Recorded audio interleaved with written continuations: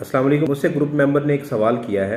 Doctor साहब, ये एनडीआल जो वैक्सीन है गोश्त गोश्त में भी लगा सकते हैं, और दूसरा इसकी लाइफ कितनी है? कहते हैं एक दफा खुल जाए तो ये बस खत्म, क्योंकि जिसके बाद 20 30 40 बढ़ जाए वो क्या करेगा? किल्ड इंजेक्शन वैक्सीन होती है, इसमें इनएक्टिवेटेड वायरस होता है। आप इसको पानी में पिला नहीं सकते, आप इसको मसल के अंदर नहीं लगा सकते, आपने इसको सबकट लगाना होता है।